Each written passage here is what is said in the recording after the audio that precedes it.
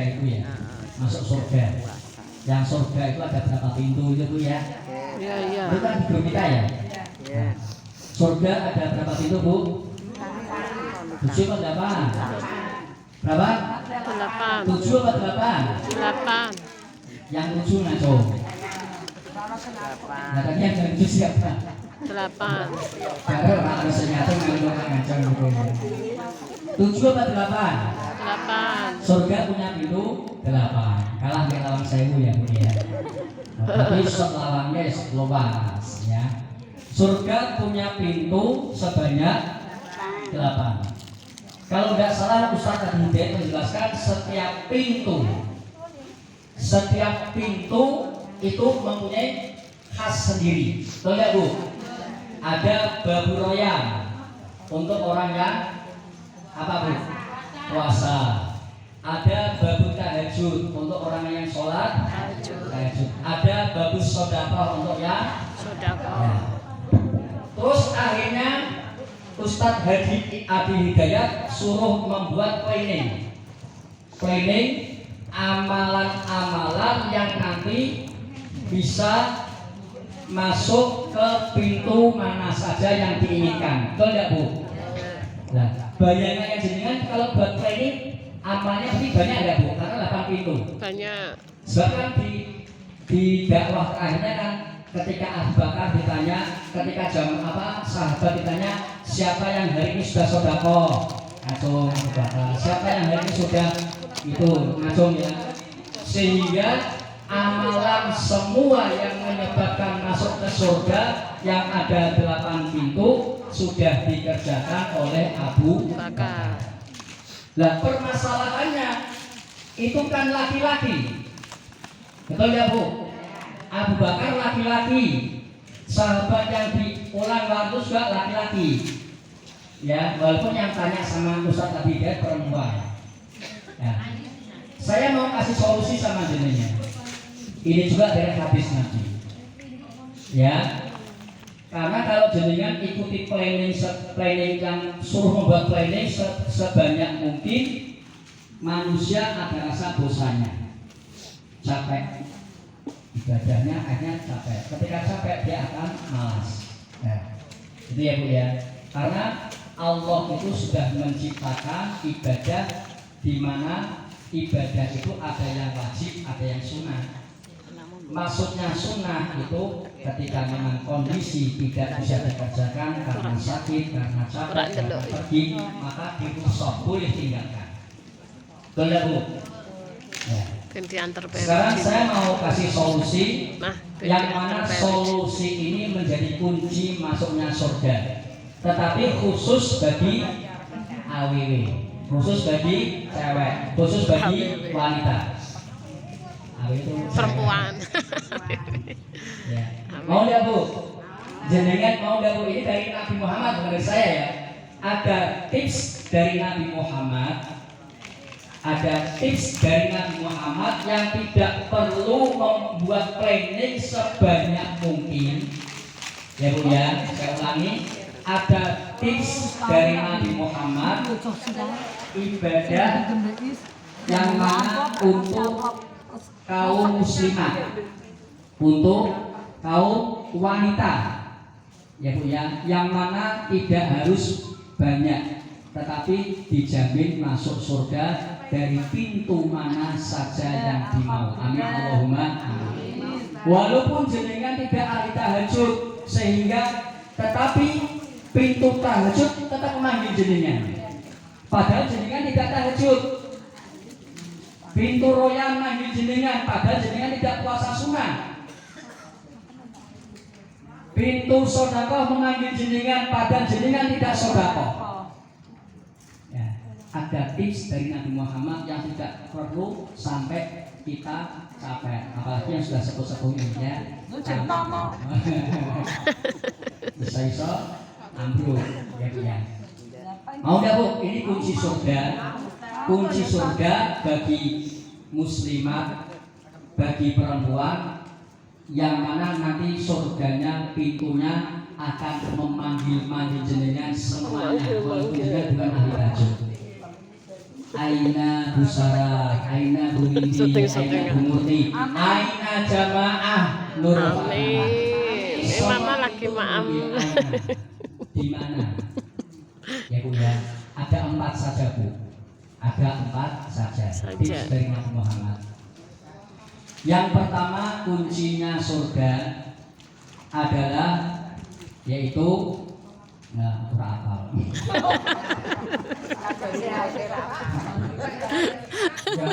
Aku cuma dengan buju. Yang pertama sholat 5 waktu. Apa Bu? Menjaga sholat 5 waktu. Dari Rasulullah tidak sholat sunnah ya, menjaga sholat 5 waktu. Tidak ada kata-kata sholat sunnah. Pertama, maka kalau ada ibu-ibu yang sholatnya masih bolong-bolong, ayah mulai sekarang jenengan siapkan kunci pertamanya yaitu menjaga sholat 5 waktu. Karena kunci ini tidak bisa diduplikat, ya. Sebab kalau diduplikat nanti yang masuk kunci tukang kunci sendiri. Yang masuk surga tukang kuncinya. Jenengan saya kasih digawa duplikatnya tidak masuk. Jadi yang pertama apa? Apa? Menjaga sholat 5 waktu. Ya nanti ada pertanyaannya. Yang kedua, berpuasa di bulan Ramadan.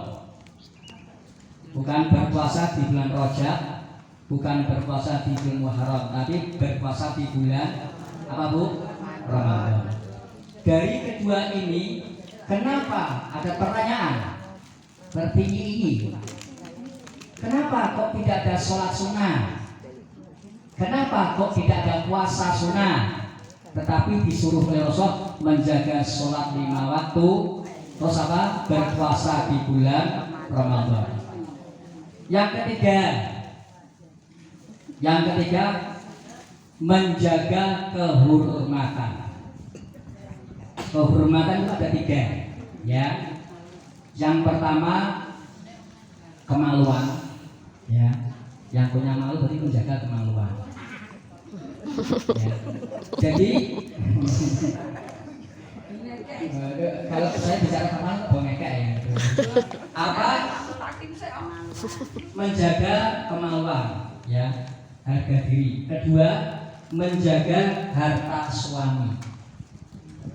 Ya, yang ketiga adalah menjaga nama baik keluarga. Ini yang nomor 3, menjaga kehormatan. Jadi kehormatan seorang wanita itu ada 3 Bu. Ya. 1, menjaga kemaluannya ketika tidak ada tidak ada suaminya, ya. Jadi wanita yang bisa menjaga kemaluannya ketika suaminya pergi, tidak berbuat zina, tidak aji mumpung pas bojoku luar kota, terus berbuat zina, naudzubillah min dzalik ya, naudzubillah ya. Nah itu. Yang kedua, menjaga hartanya, karena ditinggal hartanya dijaga, ya. Ketika rumah dirampok, jaga, walaupun nanti matinya syahid. Yang ketiga, menjaga harga diri suaminya, jangan diler-ler bojone, walaupun memang elek. Ya. Ada sih, yus, nesok dia malah toh bagus gitu ya. Soalnya nek ora sing bojone ya sapa kan mesake to ya. Ada cerita Bu.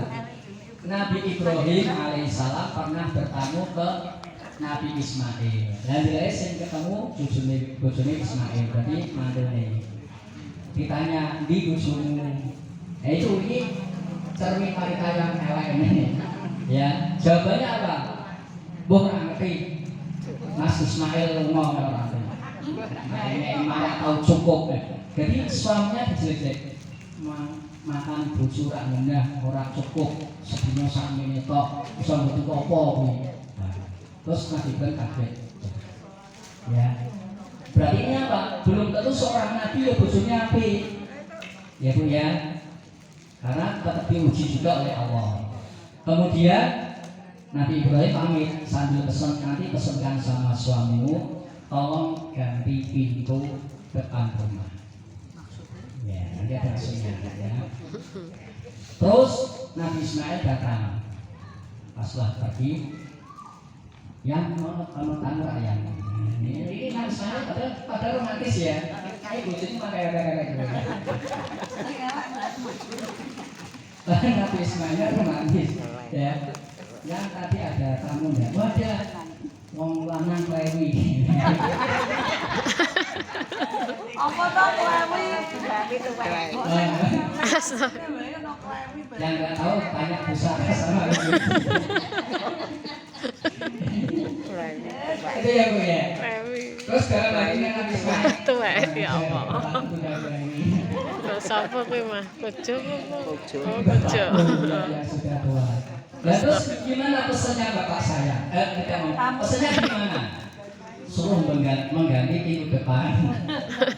Oh, dan nggak tahu maksud ngomong. Berarti ini bojoku wong elek. Menurut bapak saya bojoku lak ngendah. Ya nggak? Ya ndah. Hei ayangku. Ayangku. Mulai saat ini kamu saya cerai. Loh, kok sok cerai apa Mas? Bahkan kena suka kok tak kan boleh susuk dia. Oh, alhamdulillah. Itu ya Bu ya. Ayo. Karena tadi tidak bisa menjaga nama baik. Ya saya bojo ya tetap juga aibnya dia sebenarnya kan. Suatu saat Nabi Ibrahim datang lagi. Terus ganti wong itu. Wis ganti. Assalamualaikum. Berapa kok mi? Assalamualaikum. Berapa kok mi? Assalamualaikum. Dijawab kok yo. Jenenge itu jawab kok.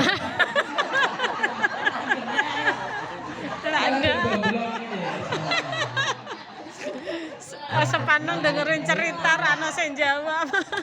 Nanti keren tanya assalamualaikum. Waalaikumsalam. Tujuh yang kedua ini putri Solo. Putri Solo. Ya jadi halus. Halus.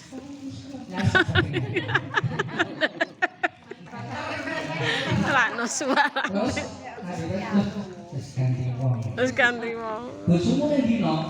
Oh, Kang Mas lebih tindakan. Lebih pados. Padamelan kangge nyukupi keluargane. Wah, Masya Allah. Yes, aku tak pamit.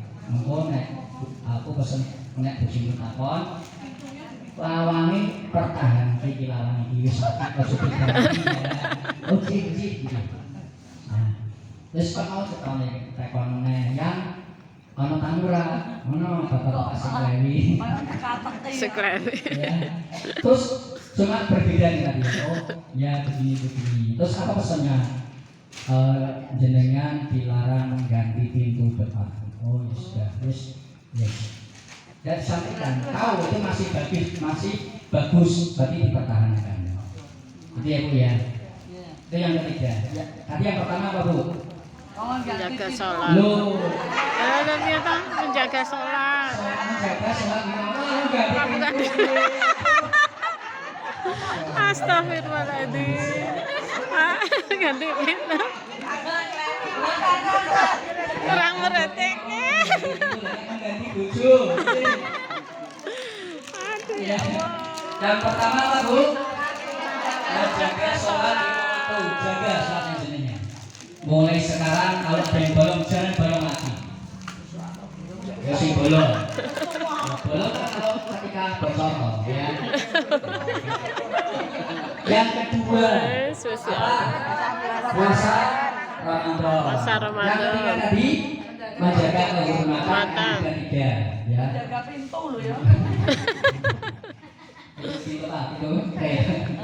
Terus yang keempat, taat kepada suami sing duwe bojo.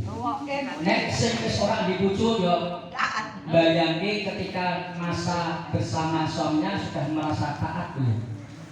Terus piye kuwi? Ya nanti tak kasih Taubat.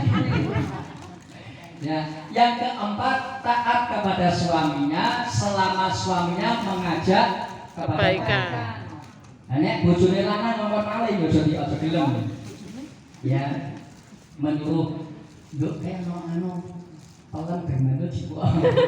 Gimana Lah iki mah bojo kita pamawon ya. Jare mau mending embunge. Pak, Dadi nyonton itu bojone kula nyidang. Ya. Ya. Itu ya Bu, hanya 4 saja Bu. 4 saja pintu surga. Kalau jenengan bisa menjaga sholat 5 waktu, bisa berpuasa bulan Ramadan, taat kepada suami, menjaga kehormatan, nanti seluruh pintu surga yang ada 8 akan memanggil jenengan untuk masuk kemana saja yang mau diinginkan. Nah, sekarang timbul pertanyaan, kenapa tadi ya saya omongkan, kenapa tidak ada sholat sunnah? Kenapa tidak ada puasa sunnah? Soalnya ketika jenengan nanti sholat malam, bojone tangi jaluk ladeni. Jaluk ini. Aku di video. Aku di video maksudnya. Padahal mau sholat tahajud, sudah wudu, sudah siap-siap, sudah pakai mukena. Untung suaminya tidak takut dikira pocong ya. Lu ambil istrinya minta diladeni. Wis diladeni apa wae tak sak omong deh. Nggih. Wajib ngadeni suami atau sholat? Saya tanya. Jenengan wajib ngadeni suami atau sholat? Suami. Nah, soalnya suami itu ada surganya jenengan. Soalnya begitu juga kenapa tidak ada puasa sunnah? Bahkan kalau jenengan puasa sunnah ketika ada suami di rumah suruh minta izin. Pak, Beb, yang ini hari Senin. Bagaimana apakah saya boleh puasa sunnah? Dan ini puasa sunnah biasanya Katanya dan jaluk ngadeni sisa. Yes, jaluk diladeni. Kemarin katanya dia Kumpul bersama. Ya terserah mama itu. Bersama dengan mau berduaan dengan jenengan. Tak pernah bisik di Jogo. Nah, itu suami ketika minta seperti itu, maka berarti jenengan jangan puasa. Ame sholat duha, dia Bu. Pagi-pagi hari mau sholat duha. Suami juga dirinjini. Intinya ada keinginan suami-suami kepada istrinya yang mana saat itu istri harus mentaatinya selama permintaan suami itu tidak sesuatu yang mungkar. Paham ya Bu ya? Bahkan ini bukan saru ya yang mengatakan Rasulullah sendiri. Ketika di atas unta pun ketika kamu sedang di atas unta suami minta maka tetap disuruh ngadeni. Unta enggak? Ya. Itu Rasul sampai mengatakan demikian. Mungkin saya minta berarti ini unta jalur. Naik unta. Nah, ya sekarang kan sudah ada unta, gantinya yang mobil loh. Ini sudah saru Bu ya. Intinya andai sampai terjadi seperti itu si suami minta sama istrinya di kendaraan, walaupun jenengan saya plesteran bakoke sakit, ya bojo pas kepingin jenengan ya iso ngomong apa ya kok Mas, kowe nek aku sehat wae. Ya satu mungkin itu ya Bu ya. Jadi mengapa tidak ada sholat sunnah? Mengapa tidak ada puasa sunnah? Karena jadani kedua hal ini pas ada yang menghambat, yaitu adanya seorang suami yang di sekitar kita. Tetapi ketika suaminya meridoinya, belum ada setengah 3 toh, 14.20. Sholat sunnah itu lebih utama. Ya Bu ya. Jadi jenengan ini hadis dari Rasul hanya bentuk minimal saja. Yang mana seorang wanita yang tidak kober untuk sholat sunnah karena meladeni keluarga masuk dalam kategori ini oleh Rasulullah. Dia puasanya hanya bisa Ramadan, tidak bisa puasa sunnah karena meladeni keluarga sehingga tidak kober masuk. Ya, maka tidak usah banyak-banyak, walaupun tidak tahajud, walaupun tidak puasa sunnah, tapi 4 ini dia bisa lakukan karena ridho, karena ikhlas. Pak insya Allah pintu surga manapun akan mengambilnya. Amin. Nah, syukur-syukur jenengan sholat 5 waktu masih karena sunnah, karena suami mengizinkan. suami meridhoinya, suaminya pengertian. Aku ngendel malah bojoku sholat sih, terus aku kalah tak tahan sih. Kasih pengertian. Mau puasa suaminya pengertian, sehingga jenengan bisa menambah sholat sunnah, bisa menambah puasa sunnah, tambah utama. Paham ya Bu ya? Jadi kalau bagi wanita yang sudah tidak over, jaga 4 ini. Ya Bu ya, jaga 4 ini.